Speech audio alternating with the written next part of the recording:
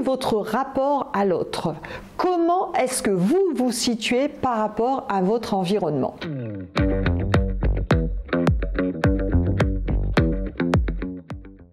Ce que je vous propose aujourd'hui, c'est que je vais vous donner des modèles tirés de l'analyse transactionnelle et vous allez vous auto-observer avec le plus d'honnêteté possible pour comprendre comment vous vous situez par rapport aux autres. L'analyse transactionnelle, donc, qui a été mise au point par Eric Berne, que l'on enseigne aussi, d'ailleurs on mettra un lien sur les stages d'analyse transactionnelle, nous apporte beaucoup d'éléments sur notre propre fonctionnement. Et grâce à ça, on peut vraiment changer nos relations à l'autre et nos relations avec nous-mêmes. Parfois, on est dans des postures moi moins et l'autre plus. Ça veut dire que je me sens inférieur à l'autre.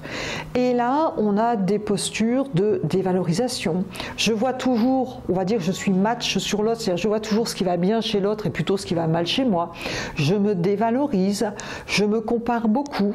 Est-ce que vous êtes là-dedans? Si vous continuez comme ça, c'est pas top. Si vous vous observez dans cette dévalorisation, l'idée c'est d'abord, si vous prenez conscience de ça, arrêtez de vous dévaloriser. Arrêtez d'idéaliser les autres. Arrêtez de vous comparer, essayez de gagner en autonomie. Votre cerveau entend ce que vous vous dites. Et quand vous vous dites « je suis une grosse quiche tous les jours », pour votre cerveau, c'est vrai, c'est-à-dire que ça va finir par être vrai. Si vous êtes dans le moins et les autres plus, eh bien peut-être qu'il y a un travail à faire sur vous, peut-être qu'il y a des croyances très limitantes, peut-être que vous avez vécu quelque chose dans votre enfance qui vous a fait conclure que les autres étaient mieux que vous. Peut-être que c'est intéressant de faire un petit travail sur vous, de réfléchir en tout cas. Et si vous êtes plus-moins, et c'est pas mieux, hein. Plus-moins, c'est que vous vous sentez quelque part supérieur aux autres. Alors on n'en a peut-être pas conscience comme ça, mais vous avez l'impression que vous avez des qualités et que les autres sont moins bien. Vous mettez en avant ce que vous savez faire et que les autres ne savent pas faire. Eh bien, c'est pas facile d'être dans cette posture-là, parce que ça montre aussi un déséquilibre à l'intérieur de vous. Parfois, les gens qui sont comme ça sont des gens qui manquent beaucoup de confiance en eux, en fait. Et du coup, pour compenser, ils vont se montrer supérieurs aux autres. Si vous êtes dans ça, ou qu'on vous l'a déjà dit, ça va être intéressant d'apprendre à reconnaître les qualités des autres. Quelles sont les qualités de mon entourage? Ça va être intéressant de sortir du champ de la comparaison. Arrêtez de vous comparer aussi. Et puis, parfois, quand on est là-dedans, on sait qu'on a besoin de flatter son image. On a besoin de briller. Si vous êtes là-dedans, posez-vous la question, est-ce que vous avez vraiment confiance en vous? Pareil, est-ce qu'un accompagnement éventuellement serait intéressant? À vous de vous observer. Alors après, on a aussi des personnes qui sont moins. C'est-à-dire, moi c'est pas terrible, mais alors l'autre c'est pas terrible non plus, donc la vie est foutue, tout le monde est moche, c'est nul. Et bien là, c'est embêtant. Je vous donne l'exemple d'un moins.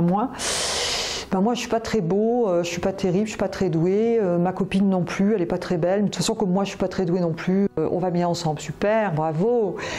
Eh bien c'est important de demander de l'aide, puisque quand on est vraiment dans le moins, la vie est nulle, tout est mauvais, cette planète rien ne va, pour être heureux ça va être compliqué. Là aussi, il y a peut-être besoin de reprendre le contrôle sur soi, voire de se faire accompagner. Eh bien, la posture idéale, celle que j'encourage, c'est être dans le plus. C'est-à-dire, je vois mes qualités, mes points forts, mes défauts aussi. Je convois aussi les qualités, les points forts, les défauts de l'autre aussi. Je sors des jeux de pouvoir. Je ne suis pas dans le persécuteur, la victime, le sauveur.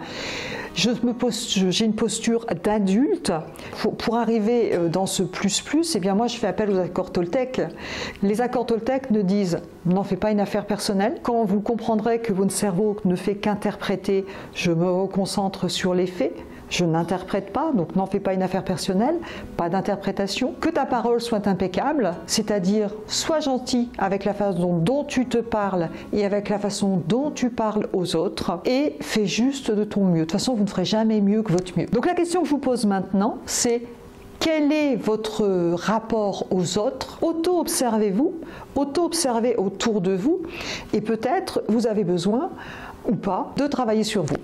Si vous êtes intéressé par l'analyse transactionnelle, je vous mets un lien sur la vidéo qui vous montrera globalement les étapes et tout ce qu'on peut faire dans l'analyse transactionnelle que j'ai faite lors d'une conférence chez Reactive. Si ces sujets vous intéressent, merci de me mettre un commentaire, de liker aussi, et dites-moi le type de vidéo que vous avez envie de voir.